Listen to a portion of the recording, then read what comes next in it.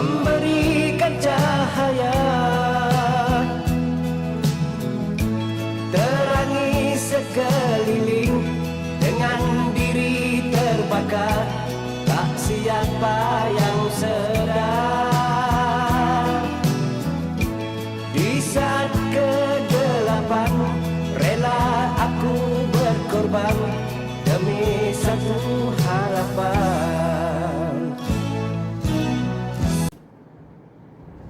Assalamualaikum dan salam sejahtera. Bersiaran secara maya bersama saya, Syamsiah binti Ismail dari Studio 5. Para penonton sekalian, baik-baik kata dalam video klip tadi cukup sinonim dengan guru. Biarku menjadi lilin, memberikan cahaya, terangi sekeliling.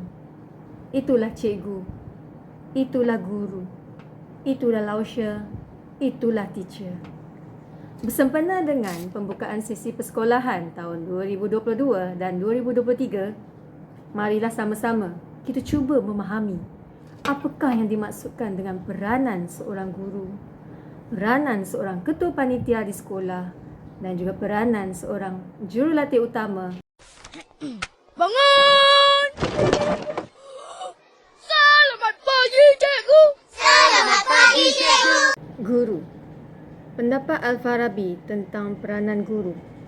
Menurut Al-Farabi, hanya orang yang bermoral tinggi, tidak taksub dengan harta dan terdidik dengan sifat-sifat qanaah ataupun merasa cukup dengan apa yang dimiliki dan ingin mencari kebenaran boleh dilantik menjadi guru. Guru mestilah menunjukkan kefahaman yang mendalam tentang ilmu yang hendak diajar dan dapat menggunakan kaedah mengajar berkesan yang memudahkan pelajar menguasai ilmu yang hendak disampaikan sambil tidak mengelirukan mereka. Pendapat Confucius tentang peranan guru pula ialah beliau mencadangkan beberapa prinsip yang perlu diamalkan oleh guru. Guru yang baik hendaklah menyampaikan ilmu dengan penuh minat, komited dengan kerjayanya. Dia harus mempunyai pengetahuan yang luas dan kukuh tentang mata pelajaran yang diajar supaya pelajar mendapat manfaat sepenuhnya. Guru mestilah memahami tingkah laku unik setiap pelajar dan menggunakan kaedah mengajar yang sesuai dengan keupayaan dan umur pelajar. Guru juga seorang penyayang yang tidak kenal penat lelah mengembangkan potensi pelajar sambil menjadi sumber inspirasi kepada mereka. Guru perlu menunjukkan kesopanan dan budi bicara ketika bercampur gaul dengan orang lain. Manakala pendapat Vivekananda tentang peranan guru adalah guru hendaklah melatih pelajar cara memberi tumpuan untuk mengelakkan minda mereka merayau, membentuk perwatakan pelajar supaya mereka boleh membezakan antara baik dan buruk. Guru mempunyai pengaruh positif terhadap pelajar di bawah jagaannya dengan menunjukkan teladan yang baik dan mengamalkan nilai-nilai yang diterima masyarakat. Manakala pendapat Plato tentang guru adalah peranan guru ialah membebaskan masyarakat dari kejahilan. Pelajar hendaklah diajar membezakan di antara yang salah dan benar. Semua manusia memiliki keupayaan dan keinginan belajar dan tugas guru ialah membawa mereka ke jalan kebenaran. Apakah tanggungjawab seorang guru, cikgu dan pendidik? Seorang guru adalah pendidik, pembimbing dan pengajar di dalam kelas. Guru juga bertanggungjawab terhadap masalah disiplin, kedatangan, kelakuan dan budi pekerti pelajar. Tanggungjawab utama yang digalas oleh guru tertumpu kepada 3 perkara utama.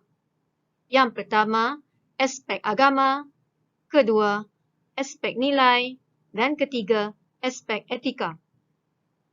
Guru berperanan dan bertanggungjawab dalam membina negara berlandaskan etika. Perkara-perkara yang terkandung di dalam etika profesional keguruan ialah: yang pertama, tanggungjawab terhadap pelajar. Guru haruslah bersikap adil terhadap pelajar tanpa mengira faktor keturunan, agama, politik dan sebagainya. Guru juga perlu lebih mengutamakan kebajikan pelajar daripada hal-hal lain dan membimbing pelajar di dalam bilik darjah tanpa mengambil bayaran. Seorang guru juga perlu menunjukkan contoh berpakaian, pertuturan dan tingkah laku yang dapat dijadikan contoh kepada pelajar. Guru seharusnya memelihara dan meningkatkan kecekapan iktisas melalui pengajian, penyelidikan, lawatan dan menghadiri kursus iktisas, persidangan, mesyuarat atau seminar supaya proses pengajaran mencapai mutu yang setinggi-tingginya. Yang kedua, tanggungjawab guru terhadap ibu bapa. Guru perlu memenuhi tanggungjawab terhadap ibu bapa pelajar dengan menghormati tanggungjawab utama ibu bapa terhadap anak-anak mereka. Mereka juga sentiasa berusaha untuk mewujudkan hubungan mesra dan kerjasama yang erat di antara institusi pendidikan dengan rumah tangga. Mereka mestilah sentiasa menganggap maklumat yang diberi oleh ibu bapa berkaitan rumah tangga mereka sebagai sulit dan tidak membocorkan rahsia kecuali kepada orang-orang yang berkenaan. Guru juga sepatutnya sedaya upaya untuk mengelak dari dipengaruhi oleh kedudukan ekonomi dan sosial ibu bapa pelajar dalam membuat sebarang keputusan. Yang ketiga, tanggungjawab terhadap masyarakat dan negara. Guru seharusnya sentiasa berusaha untuk memenuhi tanggungjawab terhadap masyarakat dan negara dengan tidak menyebarkan ajaran yang boleh merosakkan kepentingan pelajar, masyarakat atau negara yang bertentangan dengan rukun negara. Guru hendaklah memupuk sikap dan nilai dalam diri setiap pelajar yang dapat membimbing mereka menjadi warga negara yang setia, bertanggungjawab, menghormati orang yang lebih tua dan perbezaan kebudayaan, keturunan dan agama. Guru juga perlu menghormati masyarakat tempat mereka berkhidmat dan memenuhi tanggungjawab sebagai ahli masyarakat. Yang terakhir sekali adalah tanggungjawab guru terhadap rakan sejawat dan profesion perguruan. Guru perlu mengelakkan diri daripada membuat sebarang kenyataan yang boleh mencemarkan nama seorang guru lain di hadapan pelajar atau ibu bapa atau berbuat sesuatu yang boleh menjatuhkan martabat seorang guru. Guru tidak boleh melibatkan diri dalam kegiatan yang menjejaskan kecekapannya sebagai seorang guru. Guru juga perlu berusaha untuk menunaikan tanggungjawab dengan rajin dan bersungguh-sungguh sejajar dengan kemajuan iktisas dan sosial. Guru perlu menjadi ahli bagi sebuah perubahan kerana misi utama Kementerian Pelajaran Malaysia adalah untuk membangunkan sistem pendidikan yang bertaraf dunia bagi memperkembangkan potensi individu sepenuhnya dan memenuhi aspirasi negara. Itulah guru. Barulah kita tahu betapa besarnya peranan yang dimainkan oleh seorang guru di sekolah.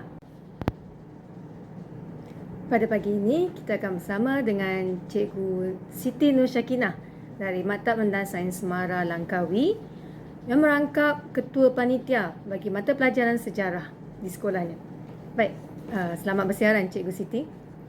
Boleh tak Cikgu terangkan sebersedikit tentang penubuhan panitia dan apakah objektifnya? Okey, Assalamualaikum. Saya Siti Syakinah binti Muhammad akan membentangkan mengenai fungsi dan peranan ketua panitia. Okey, kita tengok ketua panitia tu macam mana tertubuhnya penubuhan panitia mata pelajaran ni lah. Okey, penubuhan panitia mata pelajaran ni melalui satu surat perkeliling iktisas lah. Itu KPBS 8591 Jilid 2 44 yang ditubuhkan pada 13 Mac 1986, iaitu telah dikeluarkan oleh Kementerian Pendidikan Malaysia bagi menjelaskan dengan lanjut mengenai peranan panitia mata pelajaran dekat sekolah lah. Melalui perkeliling tersebut menjelaskan bahawa para guru yang terlibat dalam mengajar mata pelajaran yang sama, yang kedua, para guru juga dalam panitia pelajaran tu perlu bekerjasama dan saling membantu dalam menyumbang pengalaman dan juga kepakaran, dan juga yang terakhir sekali merupakan satu platform kepada para guru dalam mencari jalan penyelesaian masalah dalam pembelajaran, motivasi, sikap dan tingkah laku cara pembelajaran para pelajar. Okey, panitia ni dia terdiri daripada 3 ahli. Tapi jika contohnya kalau macam sekolah dekat luar bandar lah, macam kekurangan cikgu. Contohnya subjek sejarah. Mungkin dekat sekolah tu hanya ada seorang cikgu tu, jadi tak lengkap lah syarat-syarat dalam penubuhan panitia, ketua panitia ni. Jadi guru tersebut kena handle mengenaan dengan file-file panitia, exam semua seorang diri lah, dengan kerjasama lah dengan tolong daripada panitia-panitia lain. Okey, pelantikan guru panitia ni diambil sebenarnya daripada guru terkanan, iaitu guru yang paling banyak pengalaman, prestasi kerja dia baik, ada sifat kepimpinan. Mungkin cikgu tersebut banyak menerima anugerah lah, dia perform dalam kejayaan dia baik, jadi dia dilantik menjadi ketua panitia. Okey, objektif ketua panitia ni ada 2 lah. Ada objektif umum dan juga objektif khas. Okey, saya rumah kat sini. Objektif yang penting adalah, yang pertama ialah menyelaras kegiatan pengajaran dan pembelajaran panitia. Kedua, meningkatkan prestasi pencapaian mata pelajaran. Daripada hasil analisis peperiksaan yang dijalankan kat sekolah tu, maybe boleh menggembleng tenaga, pemikiran untuk macam mana nak tingkat lagi peningkatan pencapaian akademik pelajar lah. Yang ketiga itu melahirkan para pendidik yang cekap, dedikasi dan bertanggungjawab. Dan juga yang terakhir ialah objektif meningkatkan kemahiran pelajar melalui program-program. Contohnya macam panitia mata pelajaran sejarah.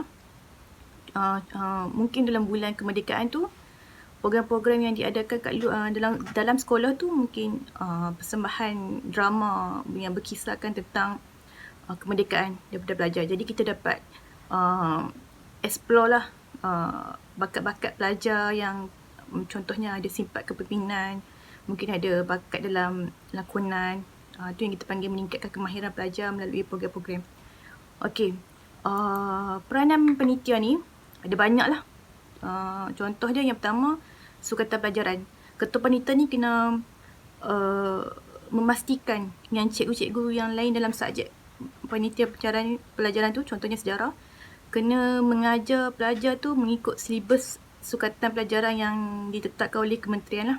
Yang kedua itu dana kewangan. Mungkin guru-guru panitia lain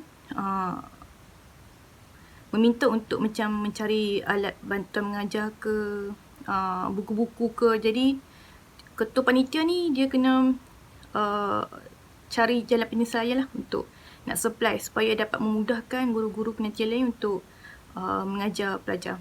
Okey, yang ketiga itu peperiksaan.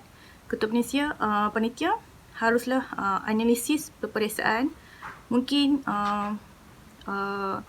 akademik dia naik turun lah pencapaian pelajar. Jadi ketua panitia ni kena, kalau dapat berlakunya penurunan akademik dalam peperiksaan, jadi ketua panitia kena ambil langkah-langkah lah untuk meningkatkan balik peningkatan akademik para pelajar tu. Okey, stok buku.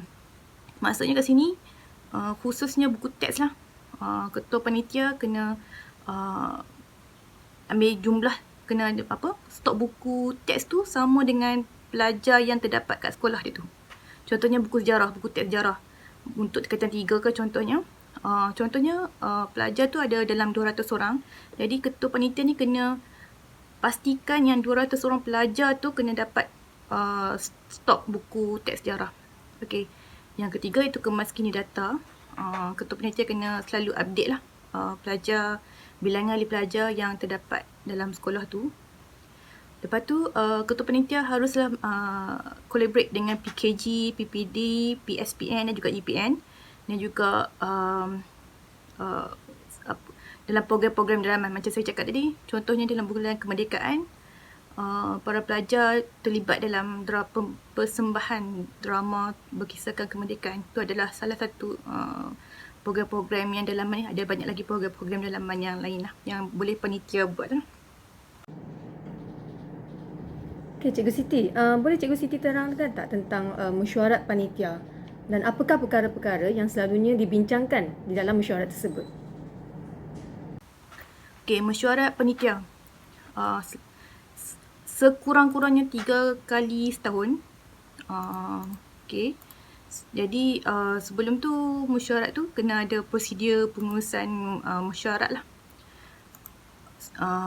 Contohnya prosedur tu kena tetapkan tarikh mesyuarat, tempat, surat panggilan dan juga agenda lah. Okey. Surat panggilan mesyuarat lah, contohnya kena ada nombor rujukan, tarikh surat, mesyuarat panitia yang kali keberapa. Lepas tu butiran macam tadi lah, macam tarikh, hari, masa dan tempat. Okey, untuk agenda mesyuarat, macam biasalah, kata-kata aluan daripada panitia. Seterusnya kata aluan, ucapan ataupun daripada penasihat, contohnya selalunya pengetua lah. Seterusnya ketua panitia akan mengesahkan minit mesyuarat yang lalu dan menanyakan tentang perkara berbangkit. Seterusnya akan bincang mengenai aktiviti semasa lah panitia dalam program tersebut dan juga hal-hal lain.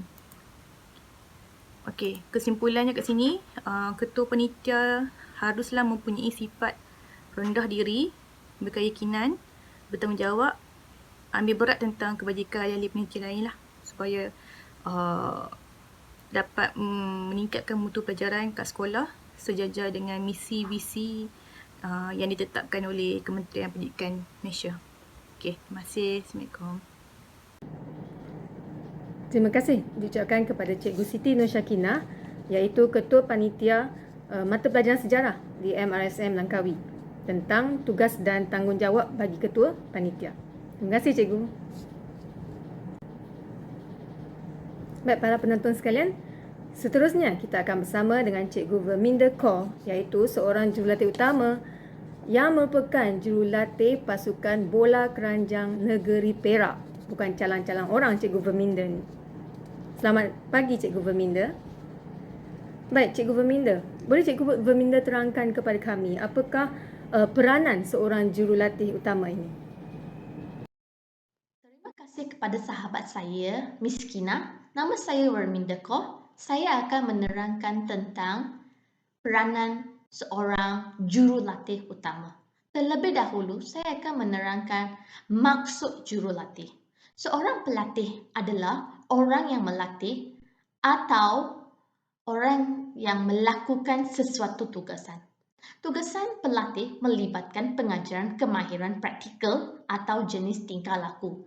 Terlebih dahulu, kita akan tengok apakah peranan seorang jurulatih.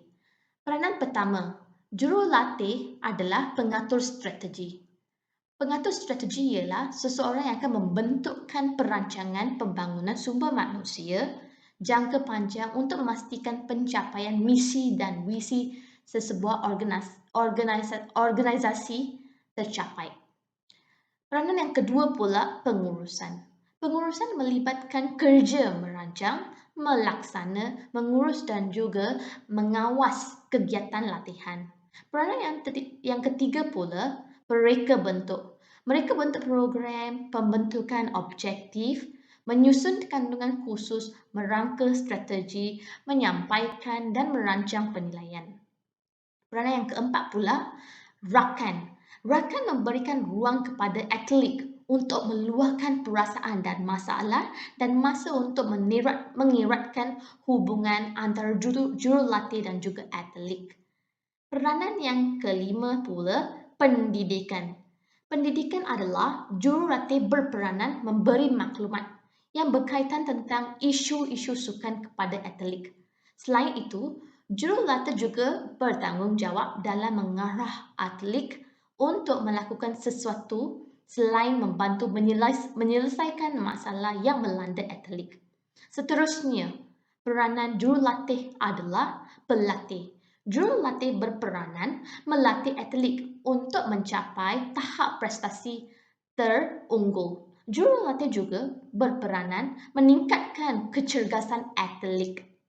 Seterusnya, peranan jurulatih perangsang iaitu motivator. Jurulatih juga perlu menjadi sumber semangat kepada atlet supaya atlet menghasilkan prestasi terbaik. Dan terakhir sekali, peranan jurulatih adalah penumbang tabung. Jurulatih perlu mengorganisasikan sesebuah pasukan dengan cara penubuhan tabung. Contohnya, tabung kebajikan atlet yang ditimpa bencana. Okay, Cikgu Verminda, bagaimana pula dengan ciri-ciri seorang jurulatih utama yang baik?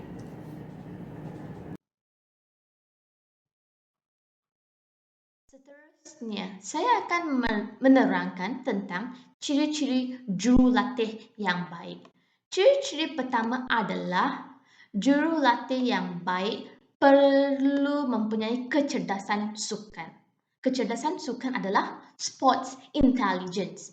Ciri jurulatih ini ialah bersifat ingin tahu, kreatif, berfikiran terbuka. Selain itu, jurulatih juga dapat menilai sesuatu situasi sukan dengan cepat, dengan lebih tepat.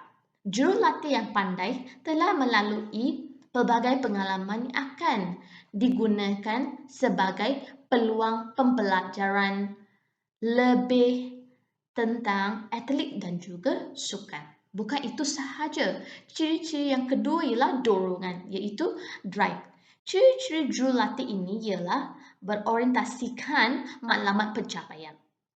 Cara jurulatih ini ialah tidak akan menunggu sesuatu terjadi, tetapi akan membuatkan ia berkesan. Jurulatih juga tidak mudah berputus asa untuk meneruskan usaha walaupun pelbagai rintangan dihadapinya. Ciri-ciri yang ketiga adalah jurulatih perlu banyak penyabaran. Jurulatih mempunyai tahap kesabaran yang tinggi kerana bukan mudah untuk melatih atlet sehingga menjadi pakar dalam sesuatu bidang sukan. Peningkatan prestasi atlet dicapai dengan perlahan dan mungkin kurang konsisten. Jurulatih perlu menetapkan standard pencapaian yang realistik supaya tidak mudah putus asa apabila tidak mencapai sesuatu matlamat. Ciri-ciri yang keempat adalah komitmen emosional. Jurulatih perlu mempunyai komitmen sosial dengan atlet agar sebarang masalah timbul dapat diatasi dengan pembincangan bersama. Hal ini akan menggalakkan respon positif daripada atlet. Ciri-ciri yang kelima adalah berpengetahuan.